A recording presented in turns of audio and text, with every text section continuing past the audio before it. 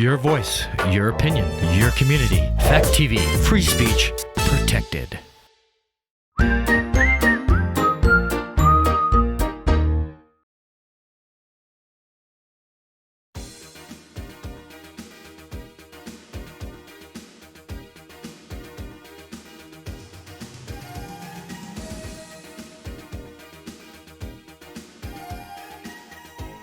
Good morning, Melrose Falls, and welcome to the feed. It's Mike Smith and Marty Gallagher. Here we are. It's January 20th, 2021, Inauguration Day. I'm sure everybody is have tuned away from the inauguration in order to see the feed because sure they have. you got to have your priorities. Hot news. Today we're going to have our guest is going to be Scott Pickup, the new town/village manager. He's going to tell us give us a little background, introduce himself, and then tell us what he sees as opportunities and challenges to his new job. Yeah, I can't wait, actually. First, we have Marty with some local events. So we've had the library on quite a few times during COVID, and huge shout out to them for all of the programs they kept going, the services they offered, all the things that they've done to keep the community connected during this whole COVID pandemic. And now the library is actually looking for your help. The Friends of the Library is running a raffle. There's only 200 tickets. Each ticket is $20, and you get to win cash. Yeah. That's like the best raffle ever.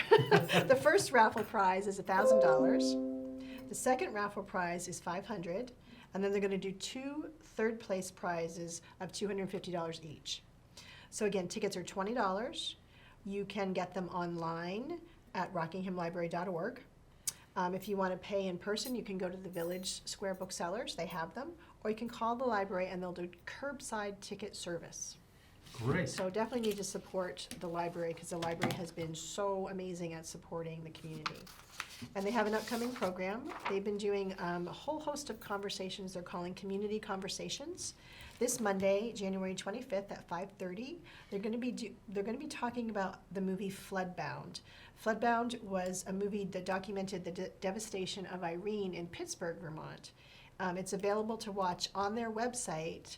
It's a short movie. It's less than an hour. You can watch it, and then they're going to be doing a community discussion about resiliency and how Vermont, reacted when Irene hit, and also some proactive talk about what would happen, moving If we forward. don't do that again. Yeah. So definitely, if you want to receive an invitation for that Zoom meeting, you can email programming@rockinghamlibrary.org, or you can just call the library, 802-463-4270, and leave your phone and email address, and they'll send it to you.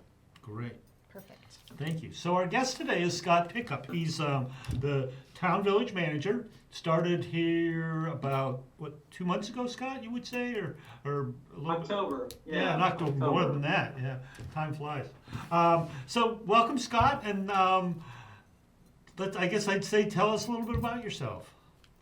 Oh, that's great. I appreciate it. So, was working in New York before coming to Bellows, and actually a place that probably people have heard about, a town called New Rochelle, which is outside of New York City. Rob Petrie. And people probably now know of New Rochelle only because of, used to be the Dick Van Dyke Show, because that was the original, Rob Reiner grew up in that area, so that was his inspiration for the show. But actually, most people now, because it was one of the first COVID hotspots in the country. Oh. So we were the first place that had a hot zone, we were the first place that had a shutdown and had all of the corresponding issues with COVID. So it feels like COVID's been going on a long time, but in all honesty, I feel like I've been dealing with it even longer. Yeah. So, hopefully now we're getting close. I was just talking with the police chief this morning. Our police department's going to Springfield this week to get vaccinated, so we're starting to see real progress now. Public safety folks are going. Some of our older folks are starting to get lined up for vaccination. So that's encouraging. That's good news. Yes, really. To see some of those things moving. So retired from New York, and this was an opportunity that was available and came out. And I have a son who's currently at UVM, so I was spending a lot of time in Vermont and in the area. And it just was one of those things that worked out. So I'm very happy to be here and really kind of still learning. When you come into a job, you get, you know, a little bit of everybody who wants to come that was told no before wants to come in to see if you'll say yes. You know? That is so the truth. That's the truth. So, But those folks are still coming. You know, it's fine. I meant to tell you, I need to make an appointment this afternoon. Right. Yeah, you gotta listen, obviously. So, you know, so that's part of the process. But in all seriousness, the staff's been great. They've been very helpful. You know, whenever you start a new job, there's 1,001 things. People have been great. And we've done some neat things, like just the new lights that we put in for the holiday in the square. I think people really appreciated how the square looked through the holiday, and we kept them up actually a little bit later just because they were so well received. It looks great. I agree. You know, that was BFADC and Gary Fox and some folks that, you know, got together and got some grant money and had a good idea and made it happen, you know, and that's the kind of things that happen in a smaller town, and really you can see the result, and that's part of government that's fun. So Good. And yeah. you've had some experience. So you've had experience in big towns, but you've also had experience in small towns as well. Is that correct? Yes.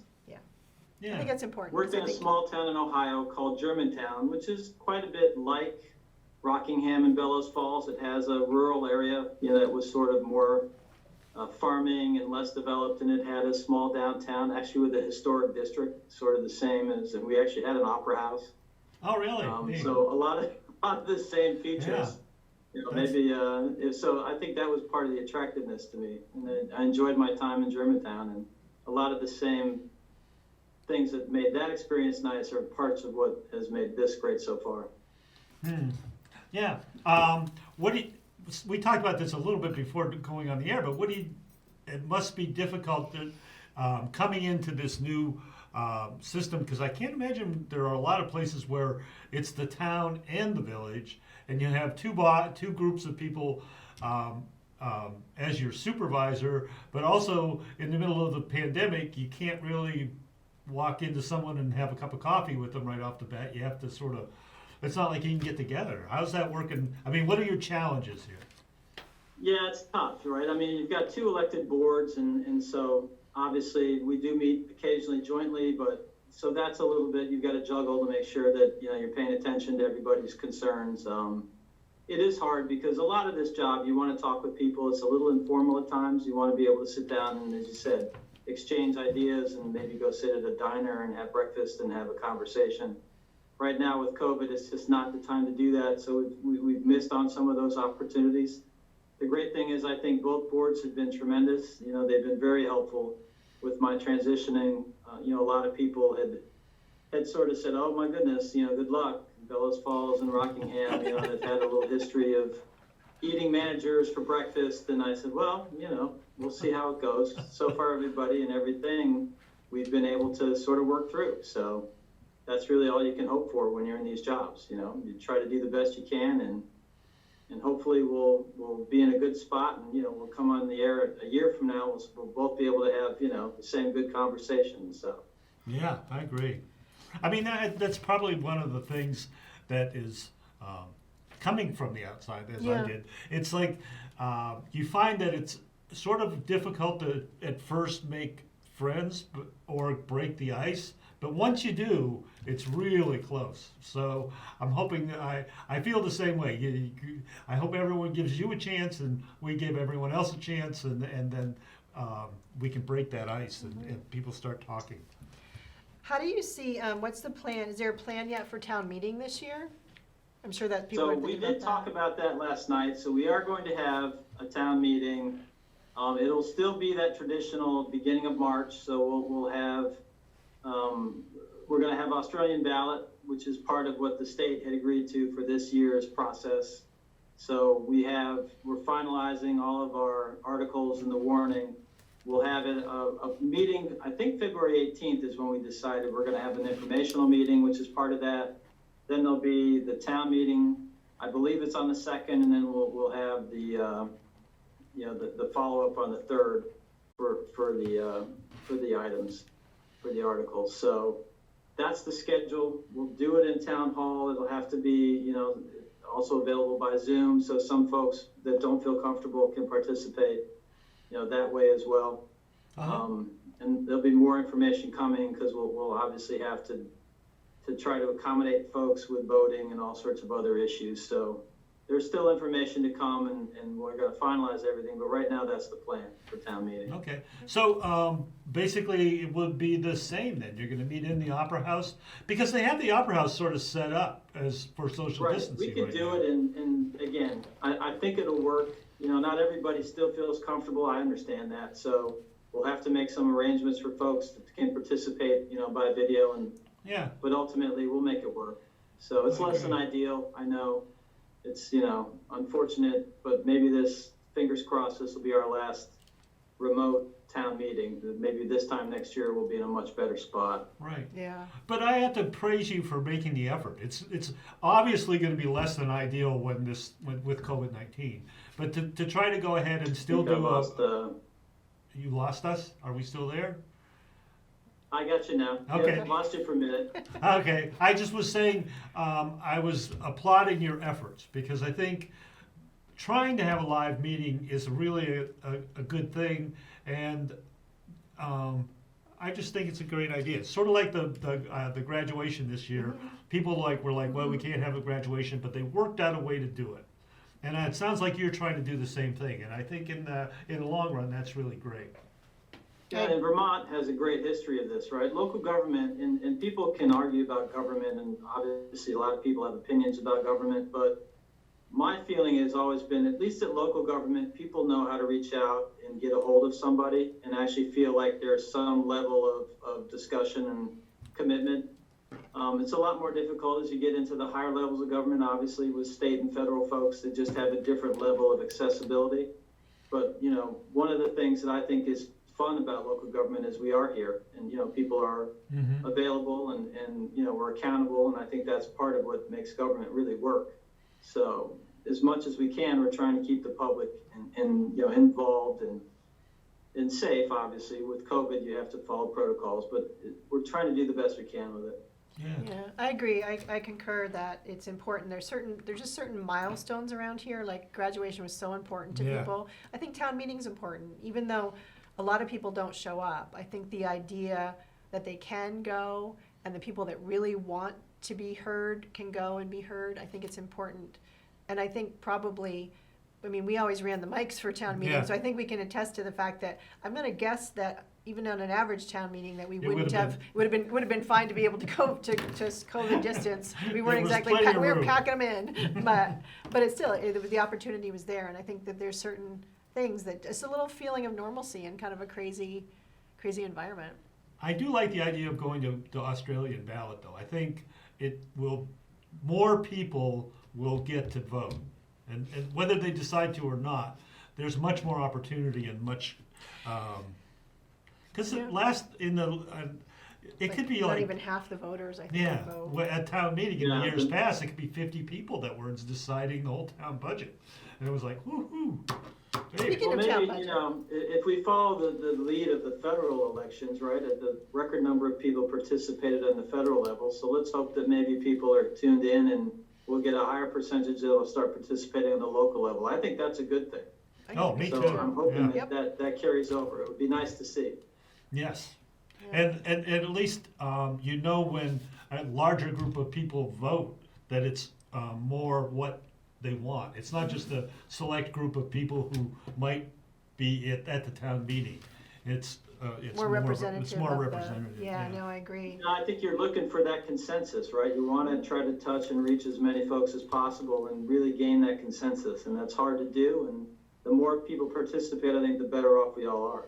I agree. So. Budget Go ahead, talks. yeah. How are budget talks going? What are the hot sticking points of budget this year? I think budget, everybody's still a little concerned about, are we going to see some more federal intervention in terms of the economy? I think so far we haven't really seen a drop off in things like our tax collections or, a big spike in things like utilities, people not paying utilities. So it feels like right now we're not seeing a real impact from the economy and COVID. But some of that, I got a feeling once some of these federal benefits dry up, you're going to see some impact locally. So we're trying to really balance that out by just, being conservative, maintaining programming, because I think it's important. We don't want to cut any further than we've already sort of reduced the budget. And I think right now we're looking at a slight decrease in our tax rate. So there's a little, savings for the taxpayer, but we're keeping the same level of programs and hopefully, don't see a huge impact economically as we hopefully come out of this COVID period. So that's really been the balancing act on the budget. And I give the elected officials a lot of credit. It's tough to balance, because there's people in their ear, people that, have certain advocating for lots of things, and it's tough to say no. Yes. So sometimes, sometimes you just have to say, well, no isn't probably the answer, but it's not right now. Right. So this budget, we didn't say no to a lot of things, but there's a lot of things we just said, well, we can't do this right now. So Yeah, and do you That's think a people are prudent sort of approach. understanding of that? I mean, to me, that's sort of logical that with all this stuff happening, you're not going to be able to do a lot of new stuff. And for you to say that you're holding the line and it's not going to go up is, to me, it's good news. I think it's good. Yeah. In all the uncertainty. Yeah, we're hopeful, and again, the real economic impacts on COVID, I think it's yet to be seen. I think we're only scratching the surface here.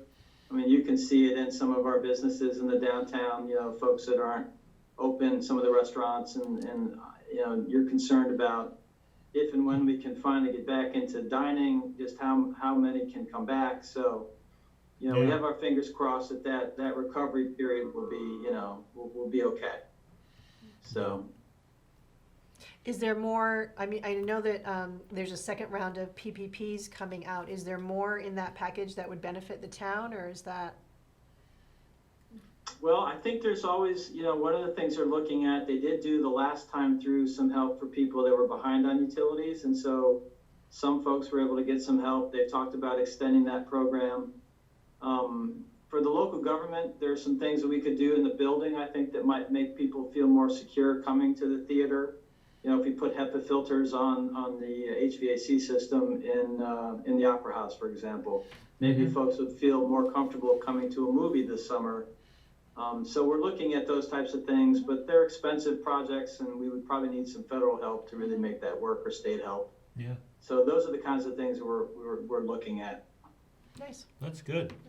What opportunities do you see in the future? Well, how do you feel as new eyes on Bellows Falls and Rockingham?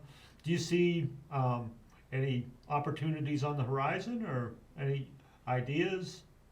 Well, I think the one thing that maybe is a positive, and you've lived through this before, right? So after 9/11, a lot of people got nervous and left the cities because it felt like the cities were kind of unsafe and people didn't feel comfortable. And I think COVID made a lot of people sort of reevaluate how they work and where they live. And I think the lifestyle that people live in this part of Vermont is very attractive to people. And as long as we have, the kinds of work available where people can work remotely, there's tremendous lifestyle opportunities here for folks. It's, we have affordable housing, we have great opportunities for recreation, we have wonderful arts, we have all sorts of great educational opportunities. So I think there's a strong, and I guess it's even been reflected in some of the real estate transactions that people have said that, the real estate market's been strong. I think people are looking at this as a lifestyle choice, and I think that's a positive for us. I think we're going to really benefit from that influx of people, and hopefully that continues. So that, I think, is the only positive that I can come out of from this period at the moment. Yeah, that's a pretty good positive, though, because sort of it says that we've sort of been making the right choices all along, that the downtown is walkable, that it's strong, that it's occupied, and it's relatively stable. And like you said, there's arts and businesses and hopefully dining at some point, but yeah. And also the nice thing is, I think a lot of the influx of folks coming into town are getting houses at what they consider a bargain, Yeah. and then renovating the houses, and then the houses add to the tax rolls, which is nice. Yeah, Yes. that's really important. Yeah. And I think some of this is a reflection of the personality of folks from Vermont. Vermont's not a state full of people that shout, so they don't attract a lot of attention. They tend to be quieter, working in the background, more reserved. So I think when people discover this area, they're surprised. And you know, they just, because nobody's been out there shouting at them, come to Southern Vermont, come to Rockingham, come to Bellows. Okay. So when they come here, I think they're very pleasantly surprised by what they find, that we have tremendous quality of life. And I think a lot of people locally have said, well, we knew that, but we didn't even tell anybody else. So we have about 5 minutes. Yeah. We have about 5 Marty minutes can left. relate to that. I Yes. can totally Well, relate to yes, that. because Marty's been telling me that all along, and I've been like, what? Right. What are you talking about? It's our well-kept So- secret. I think it's great, and I think that people that are coming, you know, they'll bring new ideas, they'll bring some new skills, they'll bring some new vitality, and I think that's great. Yeah. So It's amazing the number of people that you actually run into that are here that have said sort of what you said, that it's like, well, I came to town one day and it was really nice, so I decided to come back and stay. I mean, that's not an No, uncommon it is not story an here. uncommon story at all. Yeah. Always fascinates me, 'cause it's like, how'd Yeah. you find us? So, Scott, we're down to the last couple minutes. Anything you want to say? I want to thank you for coming on. You're great. I hope you'll think about coming on again. anytime you guys ask, you know, I'll be more than happy to come and talk. I really do appreciate it. And, you know, the only thing that I would like to say is just so far, everybody I've met has been really very welcoming. It's great. And it's a real reflection of a small town. People are proud. They want you to see the best of what the city, you know, the community has to offer. And we have our problems. We're not immune to the issues that impact lots of small towns. But what impresses me is the willingness of people to, you know, say, well, let's try to fix this problem, and this is what I think we can do. So with that attitude, I think there's a really bright future here in Bellows and Rockingham, and I hope I can just be a small part of it. That's all. All right. Well, thank you for coming on. Marty, any last words? No, I just want to thank Scott for coming on, and yeah, we will definitely, if you're careful what you offer, Yes. because You don't want to make an offer like that around here. I mean, that's scary. yeah, because we might be calling you up, but we need, you know, but no, I think that being communicative to the community is so important, and that's a great first Yeah, step that's- that you're that's- willing that's to the come on, first and step, I that, think. that's awesome. So thank you, Scott. Thank you, guys. Bills. Appreciate it. All Have right. a great day. And we'll see you Take next care. week. See you next week. All right. Bye. All right.